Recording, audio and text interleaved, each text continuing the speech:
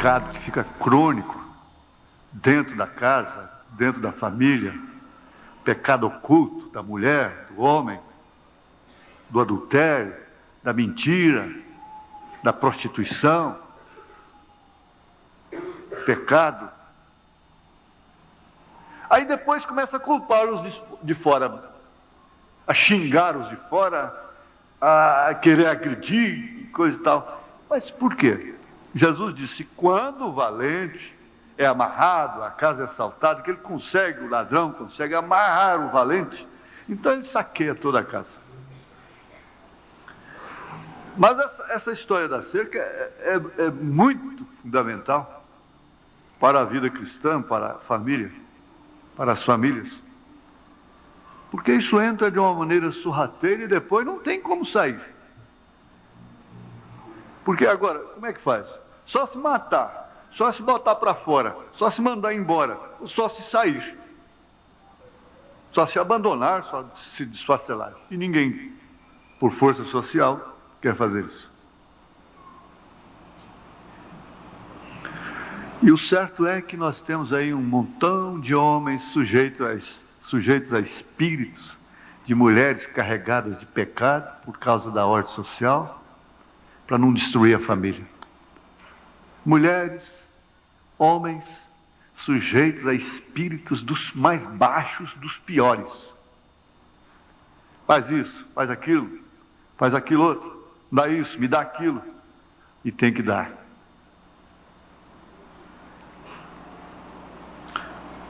Um pouquinho de humor. Vocês que foram criados em fazenda, conhecem fazenda, criação de porcos mostra isso. O leitãozinho passa no buraco da cerca, do curral, que é a cerca de pau em pé. E vai lá no soro, enquanto tem soro, ele está esticando. Enquanto tem couro, ele está tomando soro. Esticando a barriga que vira um tamborzinho. Não é verdade? Pode bater, vai pum, pum, pum, pum, pum. Aí quando ele vai voltar, engarrancha no buraco, que a barriga não deixa passar.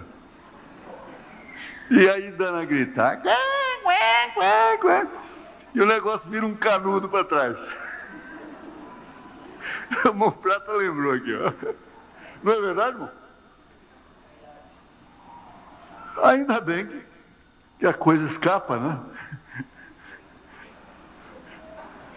Mas até lá já recebeu muita mordida de cachorro, viu? Meus irmãos, isso é para meditar mesmo. O fundamento da meditação está nisso. Todas as vezes que Israel fracassou, não foi gigantismo do inimigo, não foi força do inimigo. Para você ter uma ideia, ele acabou de vencer a Jericó, derrubou tudo por terra, acabou com tudo. Logo ali na frente tinha uma cidadezinha muito pequena chamada Ai, não? Ai.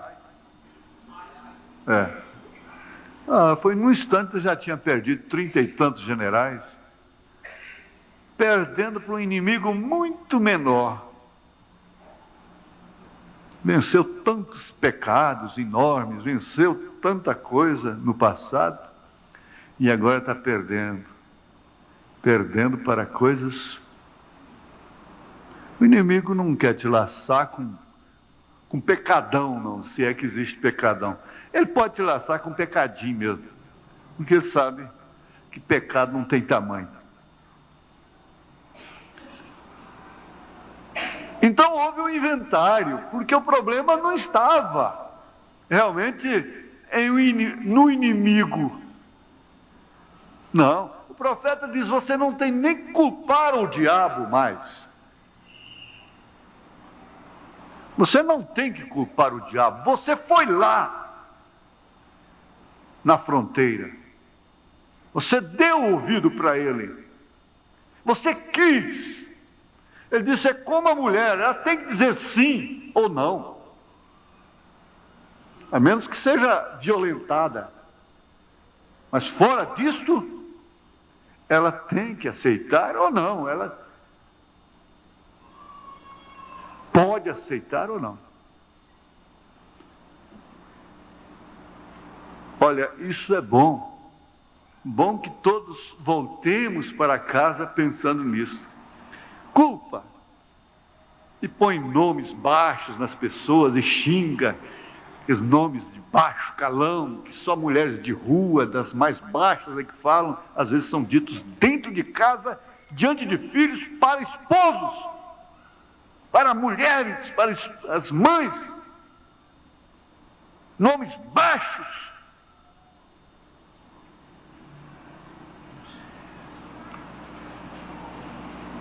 O que vem na boca fala.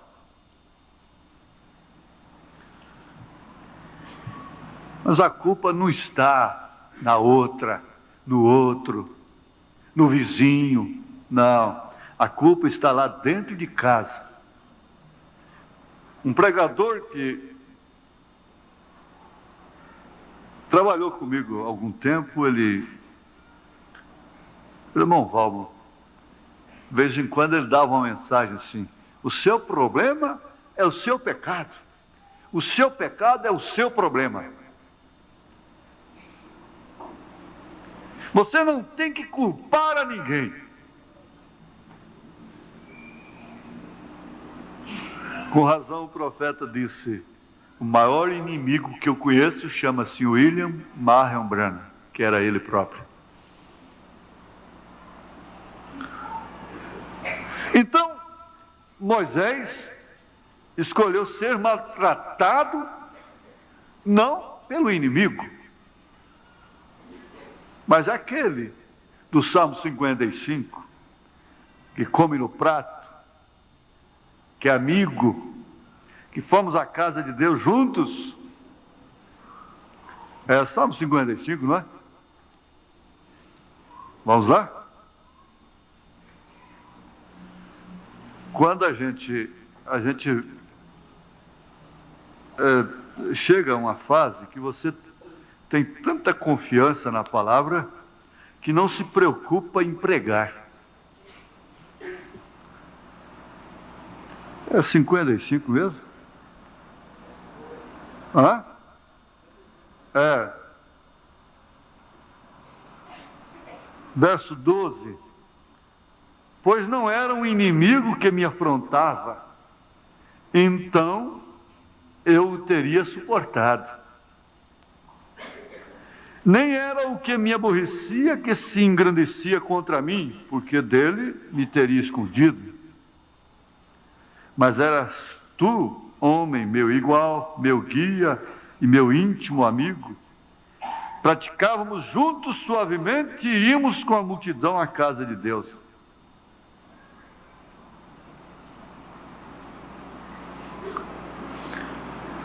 Ele preferiu ser maltratado com o povo de Deus do que, por um pouco de tempo, ter o gozo do pecado, tendo por maiores riquezas o vitupério de Cristo do que os tesouros do Egito, porque tinha em vista a recompensa. Pela fé, ele deixou o Egito, não temendo a ira do rei, porque ficou firme como vendo o invisível. Pela fé ele celebrou a Páscoa e a aspersão do sangue, para que o destruidor dos primogênitos lhes não tocasse, que o anjo da morte não entrasse.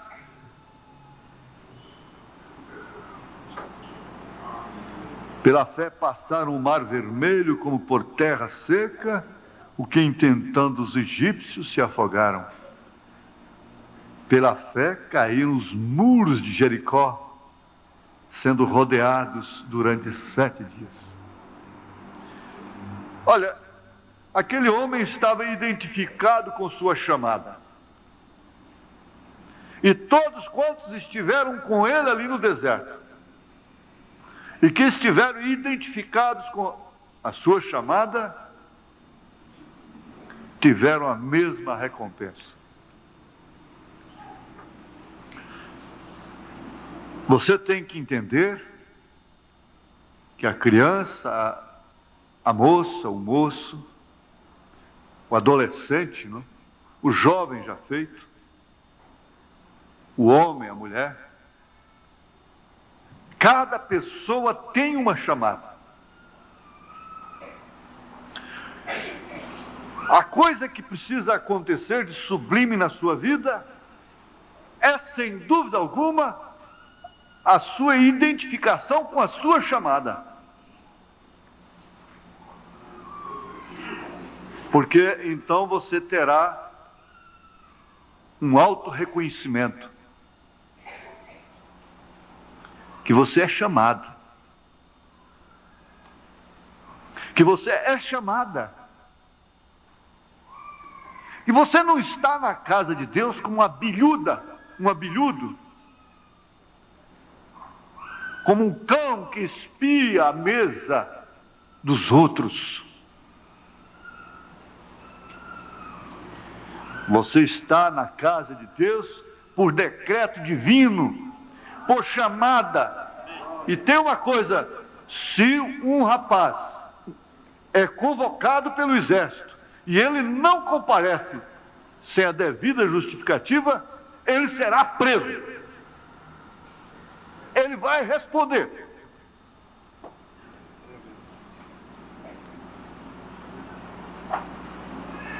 Por isso, se você é chamada pela presciência divina, o melhor que você faz é atender essa chamada. Ele me chamou e eu respondi. Se você é chamado pela presciência divina, o melhor que você faz é se submeter a essa chamada, é comparecer, independentemente de seu estado, de suas condições, porque ele sabia, desde antes da fundação do mundo, quem seria você.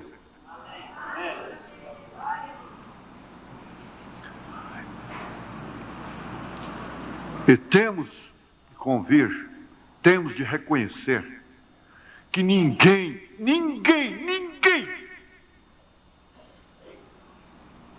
vem para esta mensagem sem a chamada divina. Porque ela não é para quem quer, ela não é para quem corre, ela não é para quem busca. Ela é para quem Deus chama. Então, minha filha, meu filho, a mamãe dizia assim: não adianta, meu filho, não adianta, você é chamado. Você quer bater com a cabeça na parede? Você quer adquirir marcas? Você quer dificultar mais sua vida? Então tente mais lá por fora. Tente. Seja teimosa, seja teimoso, vá, continue. No seu êxodo, quer dizer, saída da casa de Deus, da casa do Pai, mas vai chegar a hora de você desejar comer bolotas de porcos.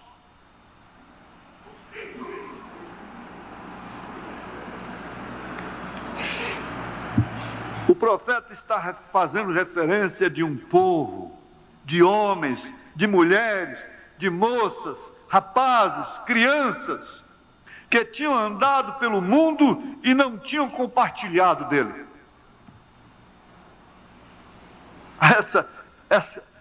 Essa é, como dizem, é boa. Veja. E outros experimentaram escárnios e açoites, e até cadeias e prisões, foram apedrejados, cerrados, tentados, mortos ao fio de espada ou da espada, andaram vestidos de peles de ovelhas e de cabras, desamparados, aflitos e maltratados. Aflito, por que aflito?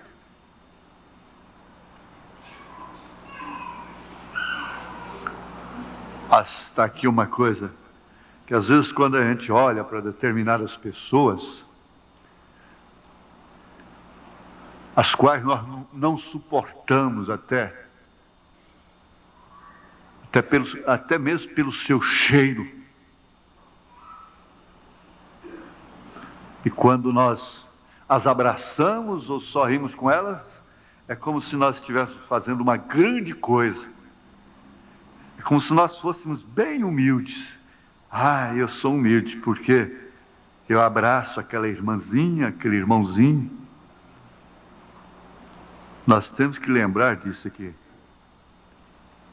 Dos quais o mundo não era digno. O mundo não é digno dessa gente simples e humilde que crê, que é chamada. Se envergonhar de uma pessoa como esta é se envergonhar de Cristo. Quantas filhas têm vergonha de andarem com suas mães por causa do estado delas?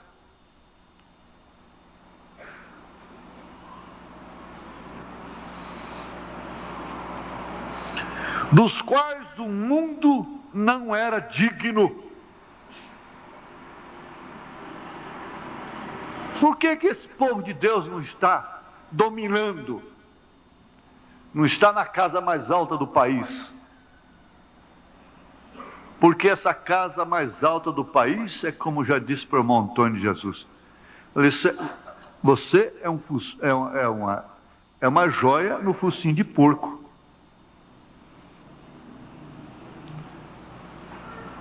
É uma pérola no focinho de porco. Porque o porco fuça muito, então o fazendeiro pega, o criador lá, pega e faz uma argola de arame e mete no focinho. Para ele não ficar fuçando demais, estragando as cercas, aquelas coisas assim. Porque a argola pega lá e dói nele, certo? Ele recua, não é? Olha, espera aí.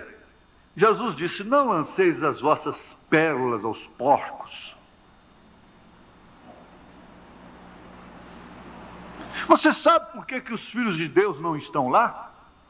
Realmente, os eleitos da noiva? Porque esse reino não é deles. Se fosse, eles pelejariam por ele. Jesus disse assim. Por quê? Eles não são dignos. O mundo não é digno.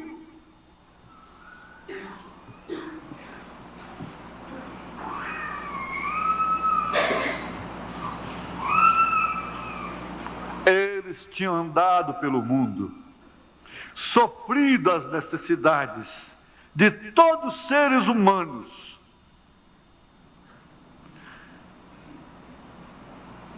Mas tem uma coisa,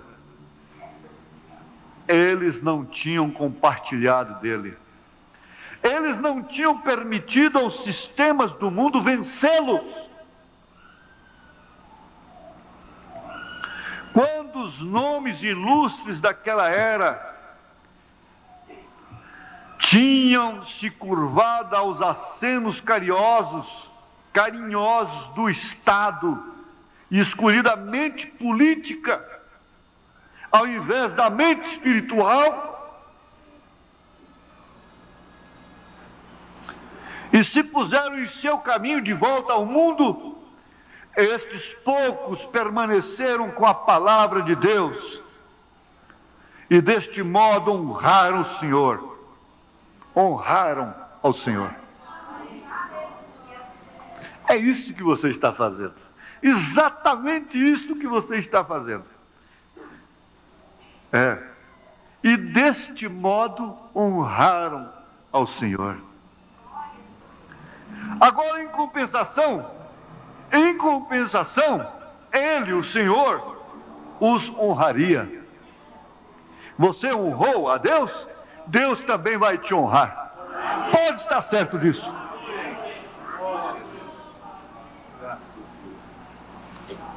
Pode estar certo disso. Você está identificado com Ele. não pelos seus méritos, mas pela sua chamada. Aí Paulo disse assim: você vai censurar a Deus porque amou a Jacó e aborreceu Esaú?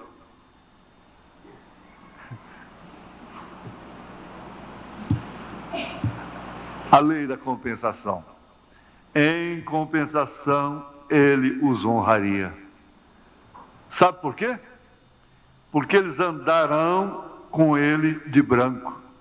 Amém. Ah, mas isso aqui faz crescer o espírito. Faz crescer, agigantar o espírito. Faz sim. Porque eles andarão com o Senhor, de branco. De branco. De branco. E veja o que vem aqui na frente. Eles tinham identificado a si mesmos com ele na terra, e agora ele identifica-se a si mesmo com eles na Nova Jerusalém. Você está se identificando com ele agora, ele se identificará com você na Nova Jerusalém. E quão maravilhosa será esta identificação! Ela me faz regozijar e também me faz chorar em pensar de sua condescendência, pois vocês notaram que ele não está vestido de uma cor diferente da dos santos, como os líderes da terra fariam? Não, eles são iguais a ele. Eles são iguais a ele. Olha, preste atenção, escute. Eles são iguais a ele. São iguais. Ele é igual a eles. Eles são iguais a ele. Assim como João disse, porque eles o verão assim como ele é.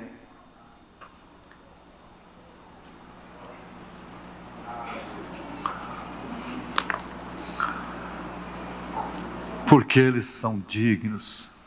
Vocês fazem uma ideia de quem está dizendo isto? Quem é que está dizendo isso? É Jesus. É Jesus. Aquele que é digno de tomar o livro das mãos daquele que se assenta no trono.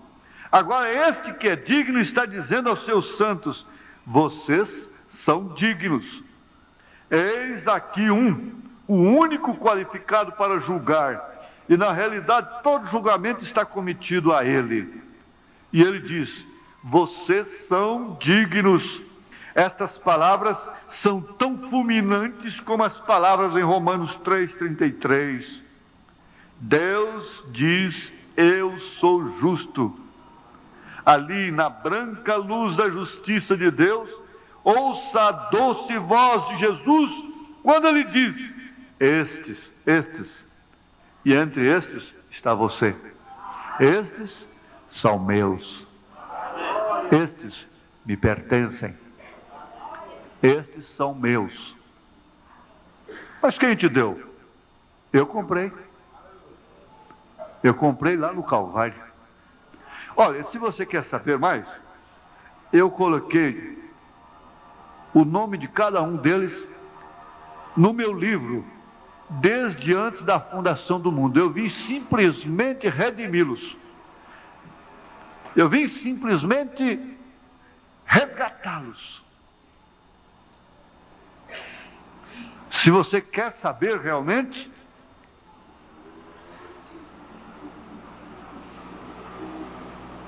eu fui sacrificado desde antes da fundação do mundo, diz o Senhor. E por isso eu coloquei o seu nome no meu livro desde antes da fundação do mundo. Então tira a mão dela, Satanás.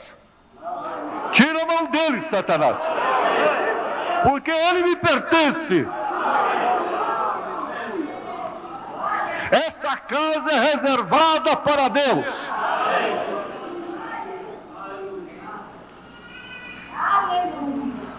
O sinal do sangue está nela.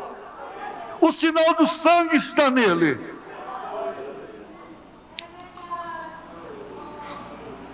Eles são dignos, sim. Eles andarão comigo com a mesma vestimenta que eu tenho. Vocês não viram aí a parábola da grande ceia? E que o Senhor da ceia proveu a vestimenta para todos os convidados? E não tinha nenhum lá de gravata, paletó, e o outro de camisa remendada. Um de sapatos novos e o outro de sandália furada. Não.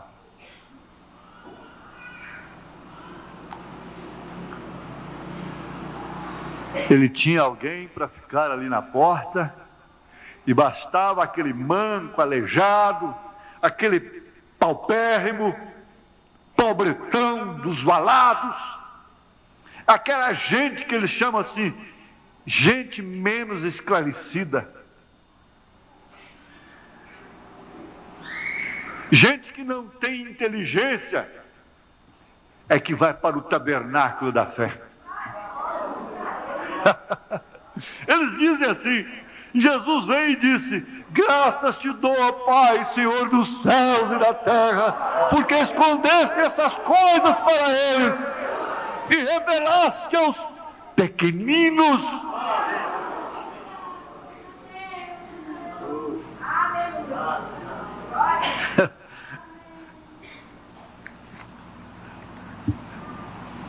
Eu estou lendo a mensagem de Sardes, né? Sardes, parágrafo 70. Aqui o 110 também, ele disse, se referindo à noiva. Agora podemos ver porque a noiva, ela estava nele como Eva estava em Adão, redimida, comprada de volta pelo dono original, e não pode jamais ter seus nomes, ter os nomes de seus membros retirados do registro. Ela é uma parte dele. Ele se casou com ela e não tem por que se divorciar dela, porque ela o respeita. A primeira mulher adulterou, casou-se, deitou-se com o Estado, ele a repudiou, vomitou de sua boca. A igreja que casou com o Estado, Jesus vomitou-a de sua boca. E quando a mulher casa com um homem rico, ela fica rica também. Ela é rica, abastada. Ela tem poder político, religioso. Mas ela é a grande prostituta de Apocalipse, capítulo 17. Ela foi repudiada. Ele não é um tolerante. Ele não tem que dar satisfação à ordem social. Ele a repudiou.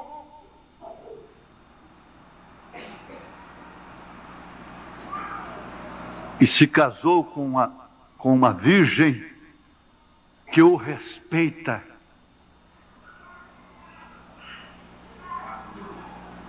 Que o respeita de coração. Que o honra de coração. Que quanto mais sofre por ele, mais o ama. Que não lança em rosto dele, com ataque histérico, as suas necessidades.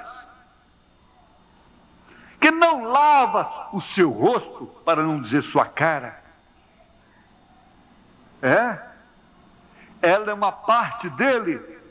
Agora ela está no trono. Ela não pode nunca ser julgada.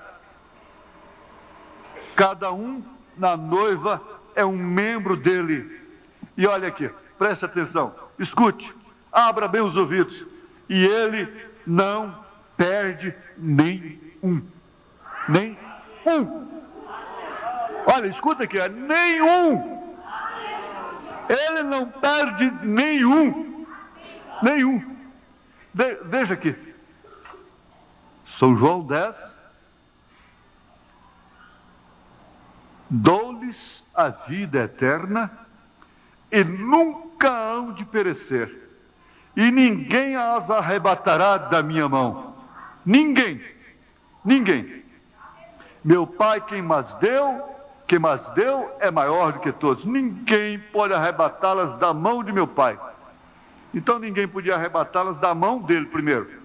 Depois, em segundo lugar, da mão do Pai, quer dizer que as ovelhas saem da mão dele e vai para a mão do Pai? Não, porque a mão dele é a mão do Pai. Amém? Ela é uma parte dele. Ela está no trono, ele falando do futuro, não é? Ela não pode nunca ser julgada. Cada um na noiva é membro dele. E ele não perde nenhum. Nem o mais feio, nem o mais pobre, nem o mais rico, nem mais isto, ele não perde nenhum. Nenhum. Parece que há inconscientemente uma força. É como a força da gravidade. Sabe-se que a Terra ela está procurando sempre evadir-se do Sol. Pela tendência, ela se perderia no espaço.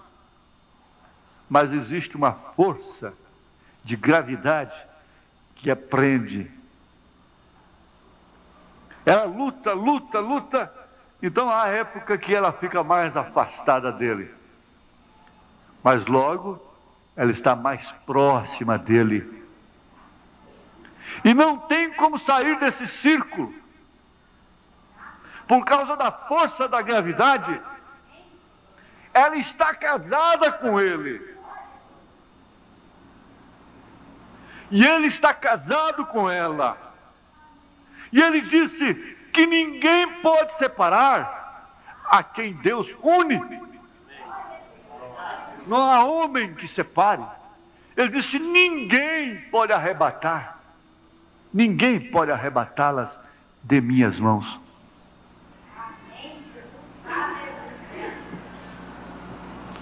Agora, vamos voltar lá no princípio. Por que então tanta queixa, tanto fracasso, tanto desgosto às vezes, tanta dor no coração, pasmo, peso? Por quê?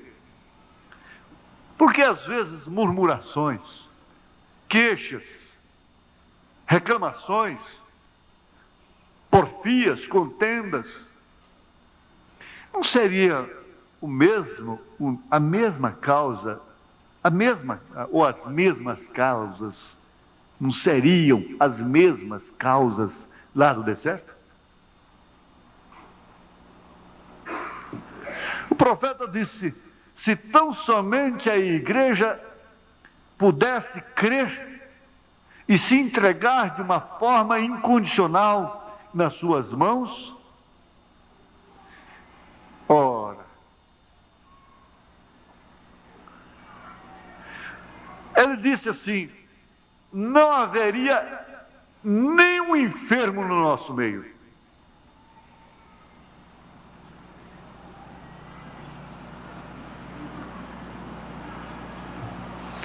Não haveria nenhum problema crônico de casamento. Crônico. Que só Deus pode resolver. Unicamente Deus, mais ninguém. Não tem amigos, não tem amigas, não tem ninguém. Por isso é perder tempo, é se expor, é se desgastar, é se precipitar, é botar a mão na arca, tentar consertar certas coisas. Se meter no meio daquilo.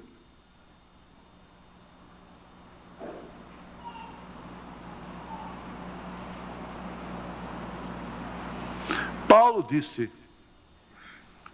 ainda aqui na carta aos Coríntios, ele diz assim: Eu não pude, irmãos, eu não vos pude falar como espirituais, mas como a carnais, como a meninos em Cristo. Mas, Paulo, espera aí, você tem uma igreja que você chama de carnal? Você se põe na frente? Uma igreja que enfrenta até cadeia por causa do nome de Jesus? E você chega e diz que esse povo é carnal? Que você não pode falar a esse povo como a espirituais?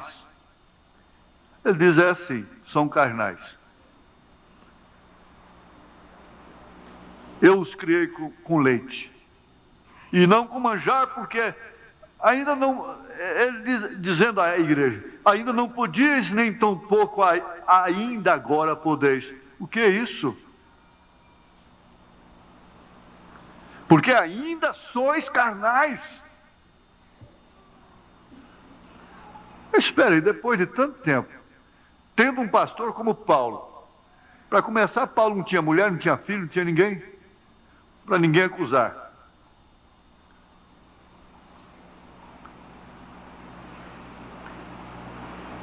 Era um homem que ninguém pode imitar. E tem uma igreja carnal, segundo a sua própria carta.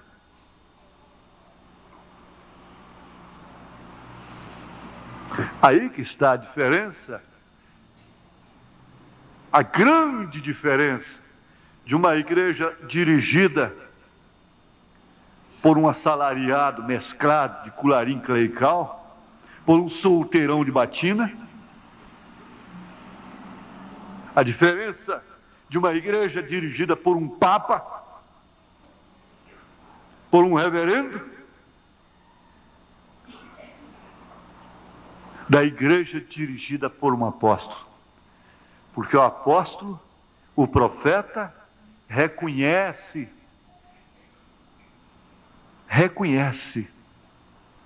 a sua própria igreja, reconhece, identifica o estado dela. Então William Branham chega a miúdos olhos, lá no seu púlpito, ele clamou: esse tabernáculo está precisando de uma matança, começando aqui do púlpito até na portaria.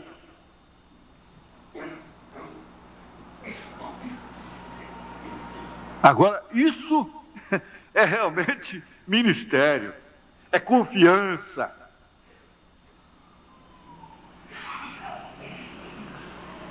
Porque ainda sois carnais.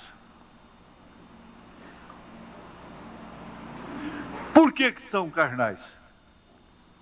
Pense nisso. Pois havendo entre vós inveja até do vestido que a outra põe, contendas por causa de lugar. Isso é baixo demais, gente. Isso é carnal demais. Mocinhas, quantas vezes vocês brigam aí por causa de lugar? Eu não estou me referindo a vocês, bem entendido, a determinadas pessoas, é claro. Às vezes tem acontecido de irmão sair do culto e ir embora por causa de lugar.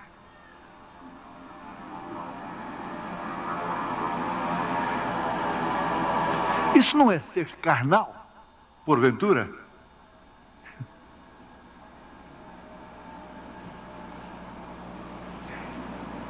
Espera um pouquinho. Olha, com razão, o irmão Sidney Jackson, lá na Alemanha, eu presenciei, eu vi, mas aquilo eu nunca esqueço, ele com a Bíblia assim na mão, e ele disse: ai de nós se nós não tivéssemos essa carta de Paulo aos Coríntios.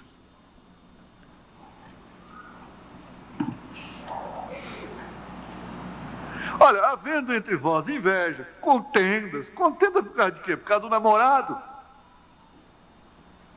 Porque são muitas moças e às vezes poucos rapazes, então quando eles dizem assim, quando pinta um, flecha em cima com um lambari num grão de arroz. Aí pega quem puder.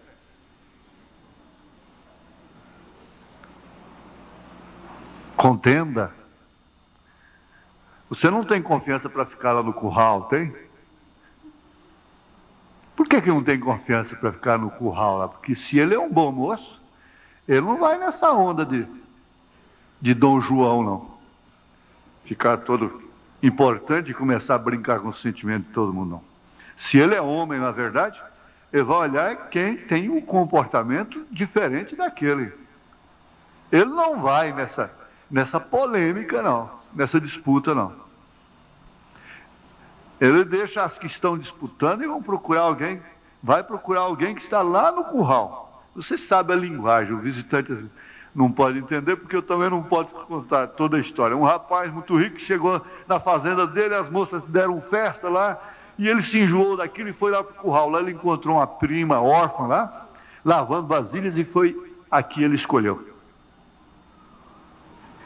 As contendas, porfias, maledicência, murmurações,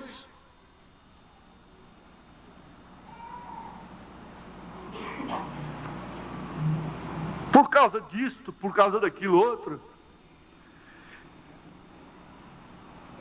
Não sois porventura carnais e não andais segundo os homens?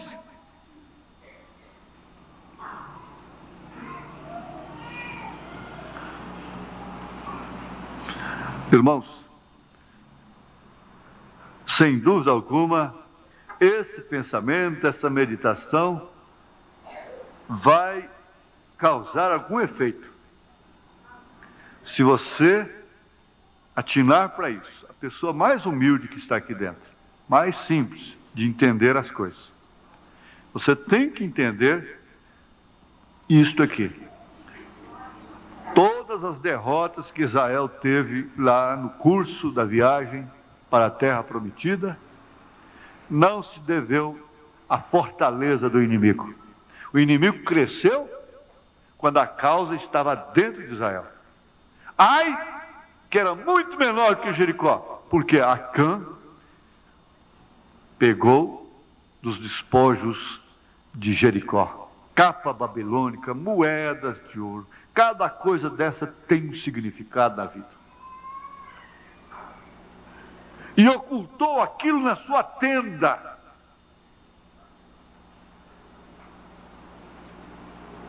As pessoas não querem saber. Todo meio, todo fim justifica o meio. Então, para se obter qualquer coisa, não importa o meio. O meio que vai usar para obter aquilo. O quanto vai se comprometer.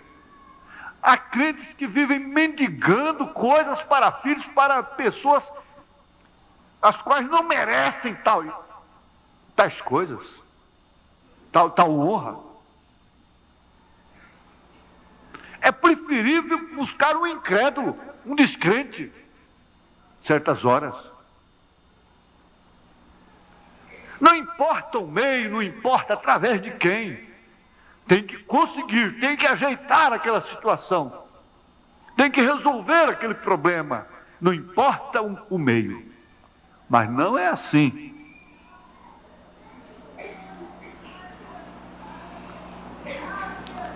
O fim não pode justificar o meio em todos os sentidos, em todas as ocasiões da vida.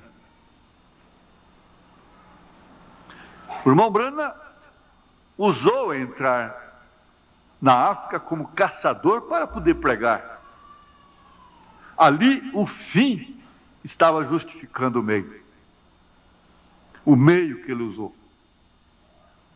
Mas não são todos os fins, em todos os casos, que os fins justificam os meios. E essa é a condição da nação, essa é a condição das famílias.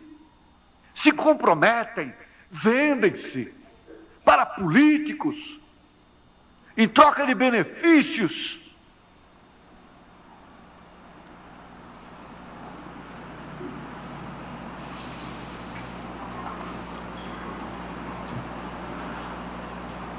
Um grande político me disse uma vez: pastor, Essa gente aí não tem mesmo reserva.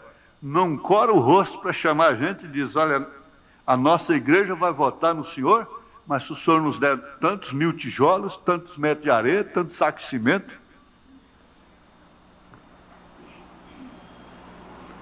Que coisa!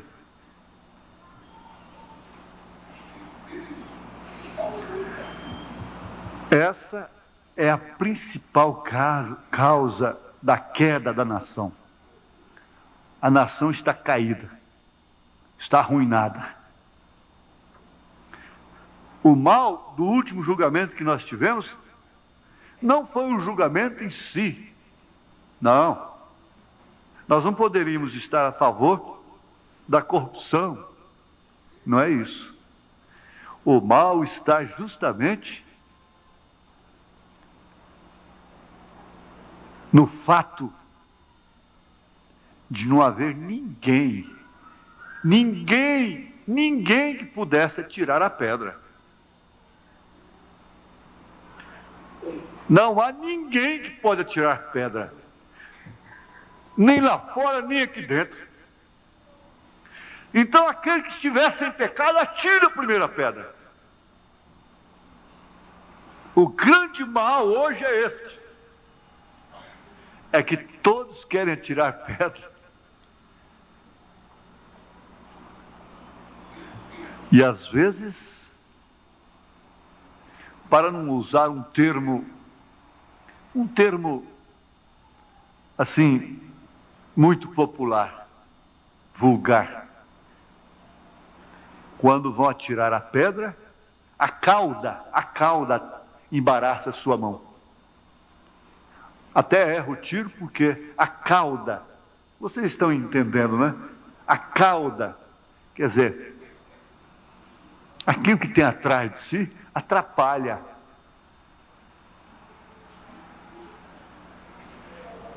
E o irmão Brana, Jesus Cristo disse para aqueles homens que não tinham nada, eles não tinham cauda, um termo mais clássico, socialmente falando, mas ele os apanhou justamente ali. Aquele que estiver sem pecado, atire a primeira pedra.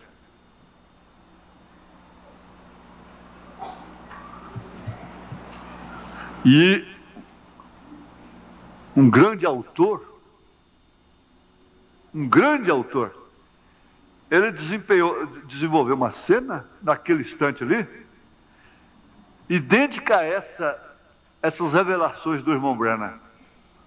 Aí então, aquele chefe daqueles acusadores, o líder deles, ele falou, Jesus falou com ele. É uma inferência, mas disse, atira você. E a Edith, aquela mulher que você anda escondido com ela, a Edith, você pensa que eu não sei? E a Edith, por que você não apedreja ela?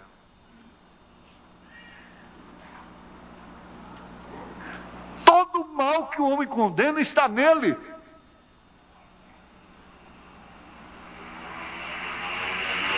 Aí fora, há homens chegando em casa rasgados. E todos unhados. A arma delas mais é as unhas, por isso já crescem tanto. E são chamadas de gatas, né? Por quê?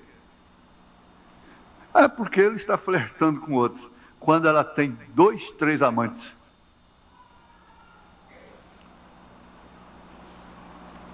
A coisa, o mundo está dessa forma e ninguém pode julgar a ninguém. Ninguém pode atirar a pedra.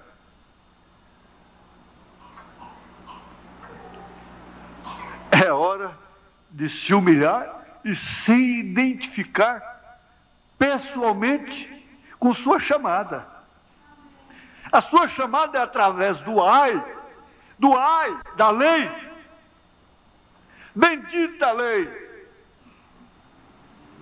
diria Maria Madalena, que me levou a Jesus Cristo. Quando eu merecia realmente morrer apedrejada. Por isso, ela soube agradecer. Por isso, ela soube com sua atitude dizer: Cristo, eu te amo. Por isso ela lavou os seus pés. O irmão Branham gostou tanto dessa passagem. Ela banhou os seus pés com lágrimas. Ela enxugou seus pés com seu próprio cabelo, que apesar de ser uma meretriz, não cortava seu cabelo. Tinha cabelo na cabeça para enxugar os pés de Jesus.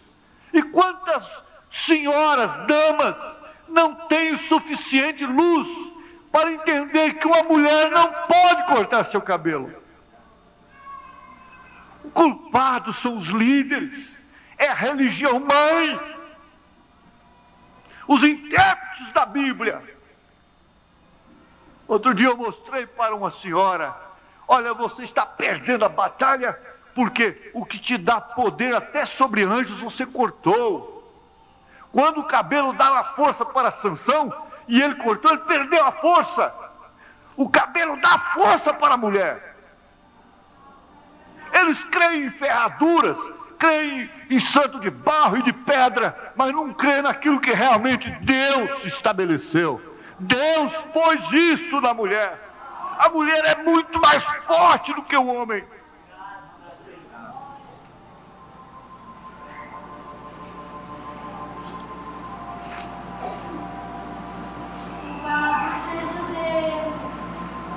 Ela soube agradecer. E o desfecho final significa exatamente isto. Através da identificação de nossa chamada, do nosso destino, para onde vamos, nós só podemos ser agradecidos.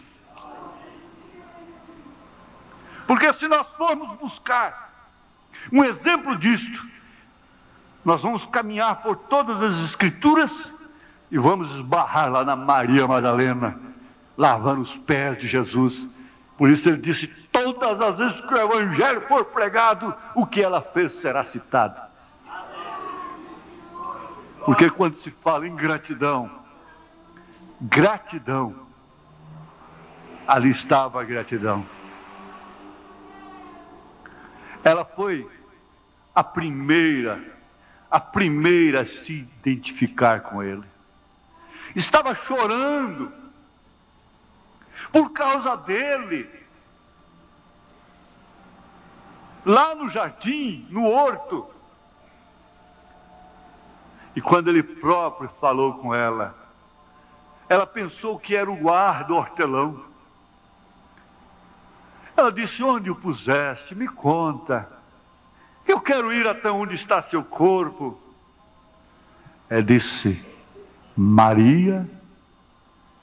Ela disse: Rabone, que quer dizer mestre, mestre. E dali ela saiu gritando: ele vive, ele vive, ele vive. Ela saiu gritando. Não foi nem mesmo a sua mãe que ouviu primeiro. Não.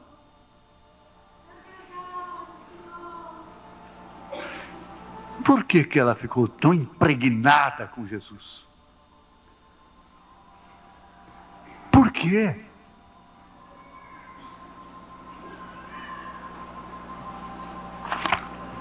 A ponto de ser a primeira.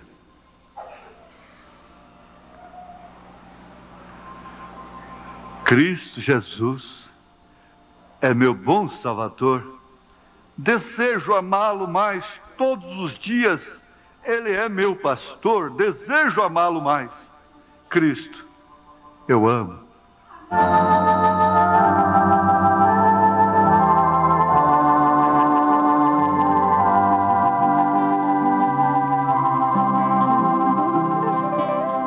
Cristo Jesus é meu bom Salvador. Desejo amar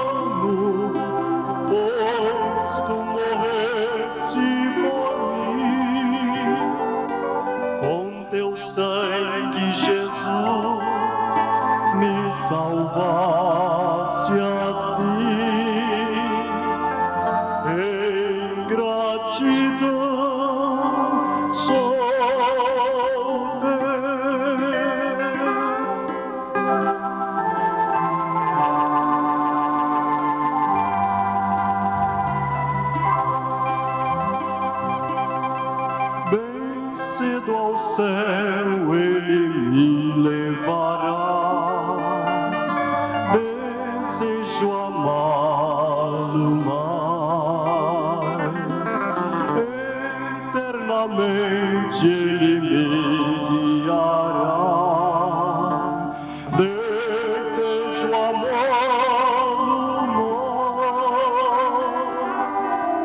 Ah, Cristo eu amo, oh, quanto eu amo, pois tu morreste por mim. Com teu sangue, Jesus, me salvaste assim. Em gratidão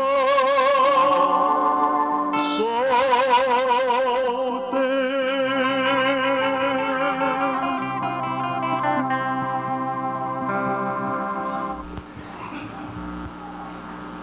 Algum visitante que queira manifestar a sua gratidão a Deus, se identificando com Ele nesta noite, publicamente, e você gostaria de fazer isso há muito tempo, ouvindo a mensagem, ou mesmo que seja pela primeira vez, mas sentiu isso, esse desejo profundo no seu coração, e quer fazê-lo nesta noite, não quer deixar para outra ocasião. Você acha que chegou o momento de você se identificar publicamente com sua chamada e ser agradecido a Ele, e encomendar a sua alma a Ele nesta noite, como um presente de gratidão a Ele. E assim você estará manifestando a sua eleição, a sua predestinação, que você estava nele desde antes da fundação do mundo. Você é uma parte dele. Por favor, se isso te faz sentir bem, vem aqui à frente. Vem aqui à frente. Isso. Se algum irmão que está afastado, uma irmã, sentiu nessa noite de identificar a sua chamada e quer fazê-lo oficialmente, publicamente nesta noite, assim, nessa naturalidade, muito bem. Muito bem. Deus os abençoe. Se você quer, tem confiança que esse é um momento próprio para você fazer uma reconfirmação pública de sua fé.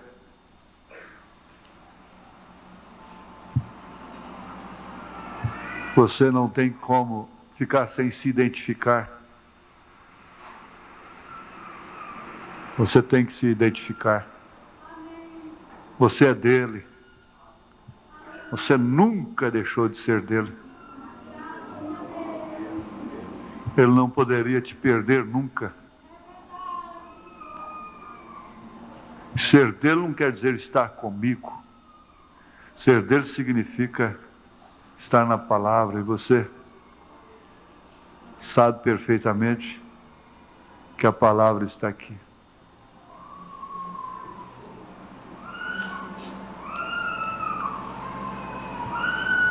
Fazia tempo que eu não fazia essa chamada, e graças a Deus, hoje ela nos deixa muito felizes.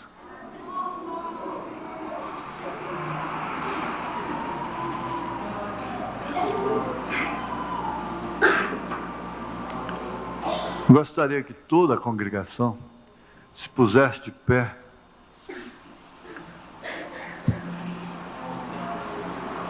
e mesmo de olhos abertos, sentisse uma gratidão no seu coração. Aquela gratidão especial, aquela gratidão que você não tem como expressá-la com palavras. Maria não tinha como expressá-la com palavras.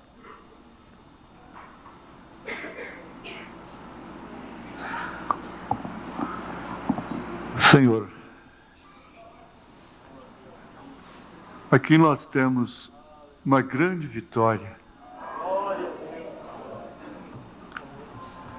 Vitória do trono da graça. Vitória de almas. Não é vitória de igreja, nem de exército, nem de política, nem de organização religiosa, de homem, de pastor. É vitória de trono. Porque a vitória do trono significa que ele já venceu, já está sentado no trono. É vitória da alma. É uma identificação que cada um faz publicamente diante do Senhor, com sabor, um sabor de quem está se rendendo à sua própria eleição, à sua própria predestinação, à sua própria escolha, porque foi escolhido desde antes da fundação do mundo. Por isso não é uma humilhação, isso não é uma sujeição a um sistema, isso é uma questão de ser. É que é assim, desde antes da fundação do mundo. Vocês são filhas e filhos de Deus. Vocês são parte dele. Parte dele. E da maneira que ele está vestido, a sua noiva também está vestida. Ó Deus, põe a tua bênção sobre estas vidas. E sela esta identificação pública. Essa reidentificação. Sela, Senhor, essa decisão de permanecer ao lado daqueles que são atribulados, que estão machucados, que estão cheios de cicatrizes, que têm caído muito, mas têm se levantado, graças a Deus. Porque o cair é do homem, mas se levantar é de Deus. Mantenha cada um dos teus filhos nas tuas mãos. E agora, Senhor, para completar esse banquete, cura a igreja toda, Senhor. Cura os corações, cura as almas, cura os espíritos, cura, Senhor, os corpos físicos, materiais. Cura, ó Deus, liberta, ó Pai. Alivia, tira todo o ressentimento, mágoa do coração, peso do coração, e dá que cada um possa contar e cantar a sua vitória. Aleluia, Senhor. E os que vão usar as peças de roupas também, o livro de oração está diante do Senhor. Nossos visitantes sejam encorajados na fé também, em nome de Jesus Cristo, pelo poder de Deus. Amém, Senhor. Amém. O Senhor vos abençoe. Eu daria um abraço.